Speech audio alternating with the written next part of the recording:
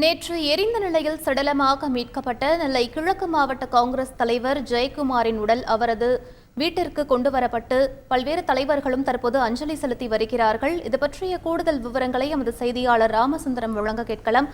வணக்கம் ராமசுந்தரம், முக்கிய தலைவர்கள் யாரெல்லாம் தற்போது அங்கு வந்து அஞ்சலி செலுத்தி வருகிறார்கள்? அவருடைய இறுதி சடங்கு என்பது எப்போது நடைபெற இருக்கிறது? முழு விவரங்கள் என பதிவு பண்ணுங்க.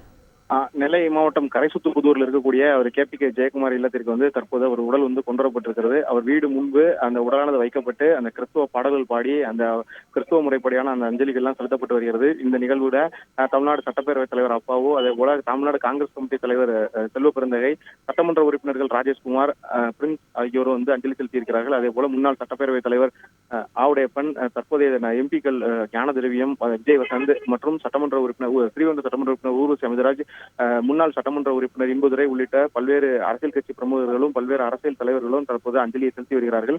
இது தவிர நெல்லை, தூத்துக்குடி, கன்னியாகுமரி மாவட்டங்களைச் சேர்ந்த காங்கிரஸ் நிர்வாகிகள், கரைசுத்துப்புதூர் ஊர் பொதுமக்கள் மற்றும் நெல்லை மாவட்டத்தைச் சேர்ந்த பல்வேறு முக்கிய நிர்வாகிகளும் முக்கியஸ்தர்களும் அஞ்சலி நிகழ்ச்சியில் கலந்து கொண்டிருக்கிறார்கள். தற்போது வீடு முன்பு அந்த அஞ்சலி செலுத்தக்கூடிய நிகழ்வானது நடைபெற்று வருகிறது. ஒரு குடும்பத்தார் அஞ்சலி செலுத்தக்கூடிய நிகழ்ச்சி நடந்து முடிந்தவுடன் இதே கரைசுத்துப்புதூர் பகுதியில் இருக்கக்கூடிய CSI தேவாலயத்திற்கு ஒரு உடல் கொண்டு செல்லப்பட்டு அந்த இறுதி பிரார்த்தனையானது நடைபெற இருக்கிறது.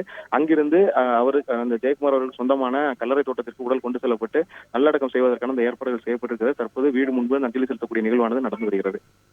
விவரங்களுக்கு நன்றி ராமசுந்தரம்.